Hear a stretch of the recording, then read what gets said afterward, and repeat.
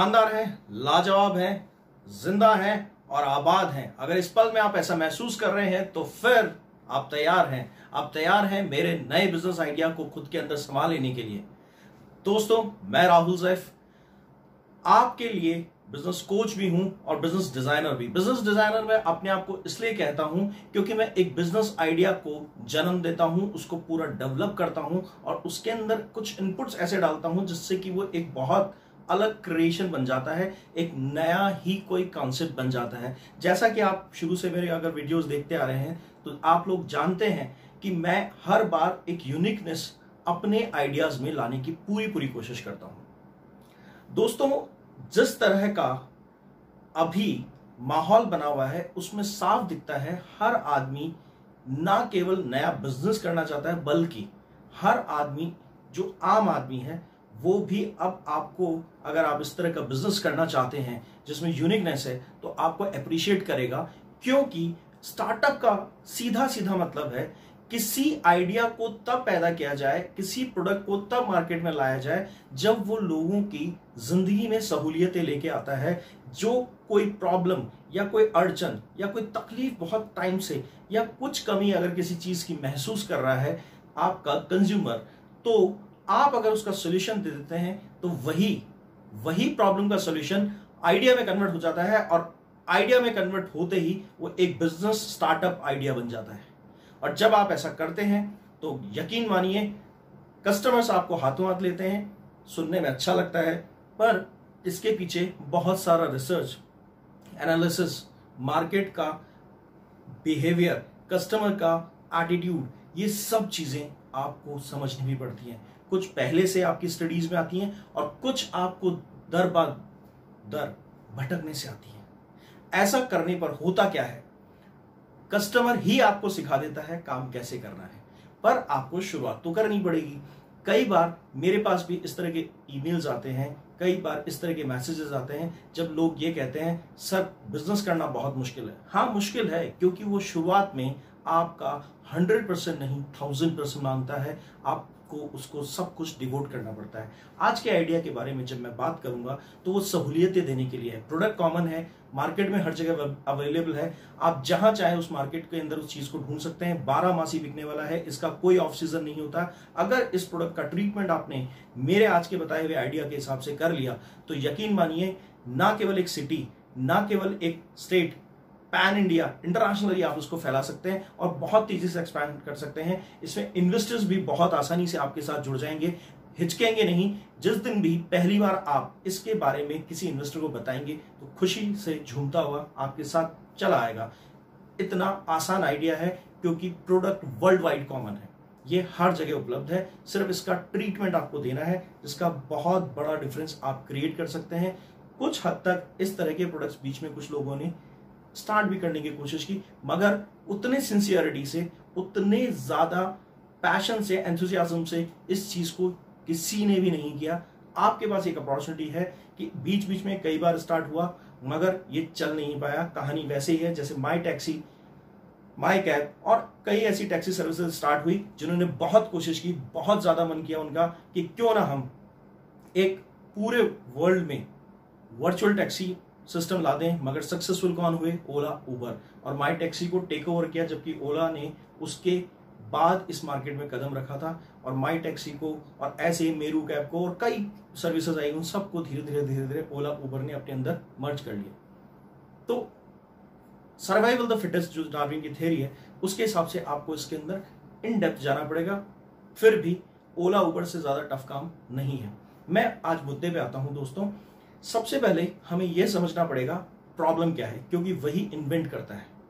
Problem को अगर आपने समझ लिया तो वही इन्वेंट करता है एक स्टार्टअप बिजनेस आइडिया को। तो हम पहले प्रॉब्लम को समझते हैं और प्रोडक्ट के बारे में, प्रॉब्लम के बारे में प्रोडक्ट को समझते हुए समझेंगे। देखिए, हमारे चारों तरफ सब्जियां बिखरी पड़ी हैं, रोज कंज्यूम होती हैं, रोज उनकी यूटिलिटी कहीं ना कहीं मार्केट के अंदर रोज सेट है। बहुत बड़ा व्यापार है, बहुत अच्छे तरीके से चलता है। पर मैं आपको सब्जी को उगाने, पैदा करने या बेचने का काम नहीं कर रहा हूं। मैं आपको एक नई थ्योरी डेवलप करने के लिए कह रहा हूं।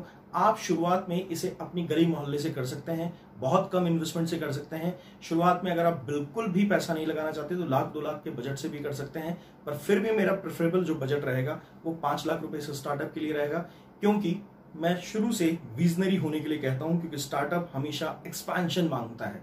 आपको एक्सपेंशन की तरफ ही सोचना पड़ेगा। आप एक आउटलेट नहीं, आज से ही 500 आउटलेट, 50 आउटलेट, 1000 आउटलेट, जो भी आप फिगर अपने दिमाग में ला सकते हैं लाइए, क्योंकि वो सिर्फ आउटलेट आपको एक रिसर्च एनालिसिस डेवलपमेंट डिपार्टमेंट की तरह मिलेगा, जिसमें सारी गलतियां कर करके आप 1-2 साल में सीख जाएंगे और धीरे धीरे वहां से एक्सपेंशन करना शुरू कर देंगे।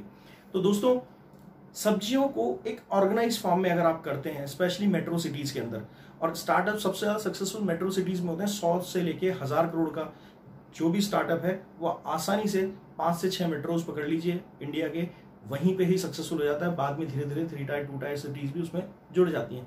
फिलहाल बात करते हैं करना क्या होगा।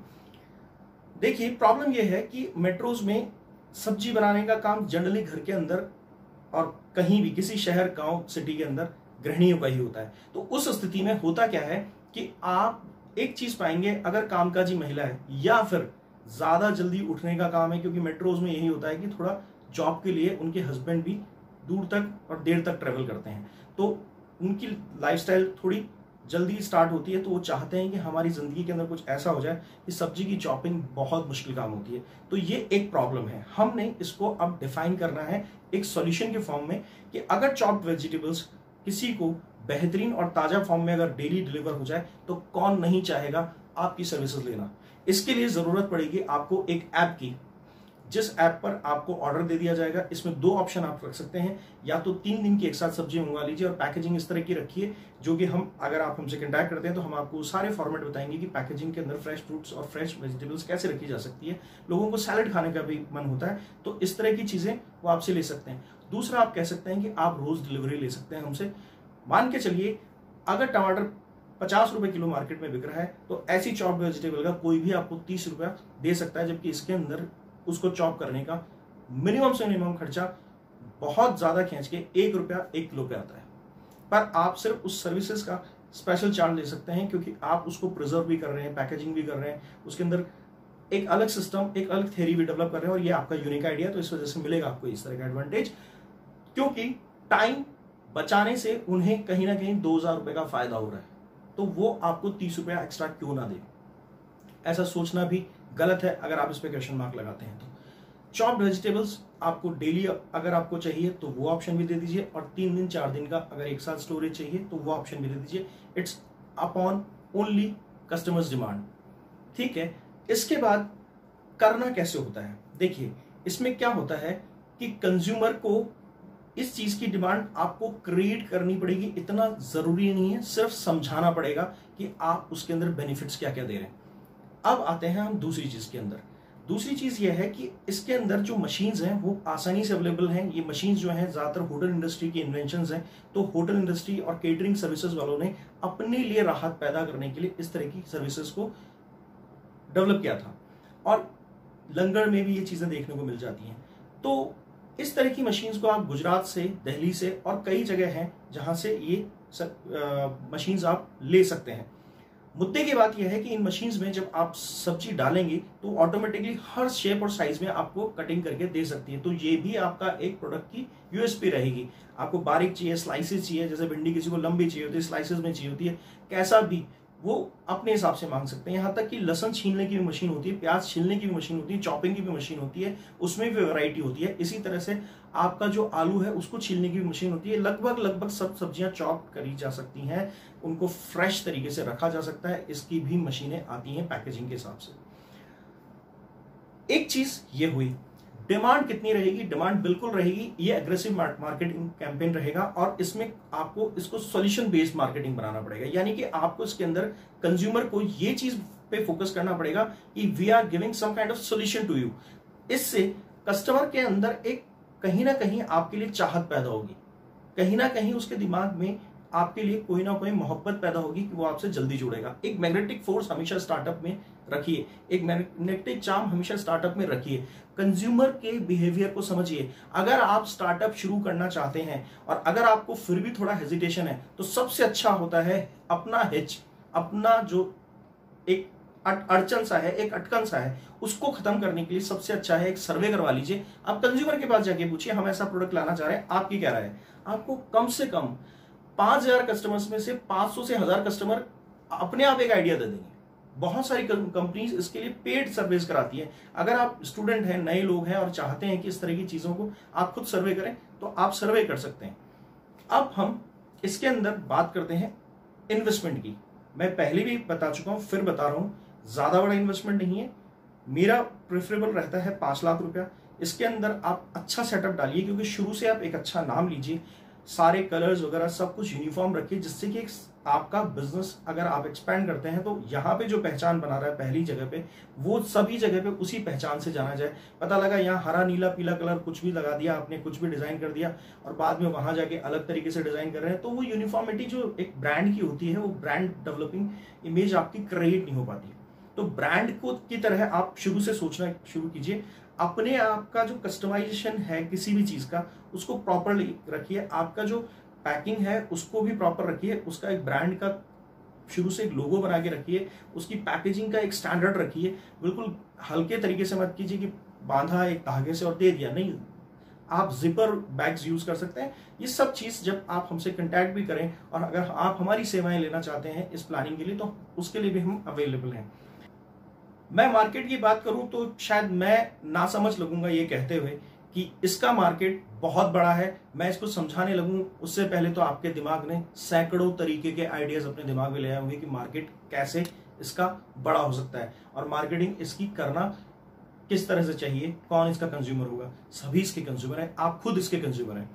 एक्सपेंशन आप गली मोहल्ले से जाकर आप इसके अंदर अपने कस्बे में, अपने सिटी में, सिटी से फिर आप स्टेट में, स्टेट से फिर आप आ सकते हैं अपने पैन इंडिया में और इंटरनेशनली भी इस काम को कर सकते हैं। इसकी कोई लिमिट्स नहीं है। 5 लाख से स्टार्ट किया हुआ बिजनेस आपका 500 करोड़ का कन्वर्ट हो सकता है। कोई आश्चर्य नहीं है, इसमें कोई बड़ी बात नहीं है। दोस्तों, वीडियो अच्छा लगा है, लाइक कीजिए, सब्सक्राइब कीजिए और शेयर कर दीजिए। मैं आपसे एक ही निवेदन करूंगा, अगर आपको आपके पास भी कोई नया आइडिया है तो प्लीज आप जरूर यहां नीचे कमेंट बॉक्स में लिखकर जरूर जाइएगा कि मुझे इस आइडिया पे वीडियो चाहिए। मैं जरूर बनाऊंगा और आपके नाम के साथ बनाऊंगा। मैं उसे अपना सिर्फ एक डिजाइनिंग का बेच दूंगा, नाम आपका रहेगा कि इन्होंने ये वीडियो के लिए रिकमेंडेशन दी थी आइडिया की। दूसरी चीज, अगर आपको कोई सवाल पूछना है तो अब मैं एक नया सेशन स्टार्ट कर रहा हूं कि नीचे मेरे कमेंट सेक्शन में जितने लोग सवाल पूछेंगे उनके सवालों से रिलेटेड मैं एक वीडियो स्पेशल बनाया करूंगा, जो कि हर बार महीने में एक बार जरूर बनेगा वो वीडियो। तो आपके नाम के साथ मैं वो सवाल पूछा करूंगा। मुद्दे की बात यह है कि अगर आप चाहते हैं कि आपके पास पैसा है, आप इन्वेस्टर हैं और आप चाहते हैं कि हमारे किसी आइडिया को आपने पसंद किया और आप चाहते हैं कि आपके पास फुर्सत नहीं है, सिर्फ आप पैसा इन्वेस्ट कर सकते हैं एज एन सीपी पार्टनर, तो हम इस तरह की भी सर्विसेज स्टार्ट करने जा रहे हैं। आप एक स्टार्टअप कर चुके हैं और आपके पास एक आइडिया, उसका डेवलपमेंट हमसे चाहते हैं, तो वैसी सर्विसेज भी हम देते हैं, जिसको हमने पहले ही कहा कि हम बिजनेस डिजाइनर्स हैं। किस तरह से आपका आउटलेट हो, किस जगह पे हो, उसका क्या मार्केट सर्वे है, आपके जो SOPs हैं वो किस तरह का होना चाहिए, कंज्यूमर आपको अटैकिंग मोड पे चाहिए मार्केटिंग के अंदर, एग्रेसिव मार्केटिंग चाहिए, सोशल मीडिया का आपको अगर कोई प्लेटफॉर्म चाहिए, वो सब चीजें हम अवेलेबल कराते हैं।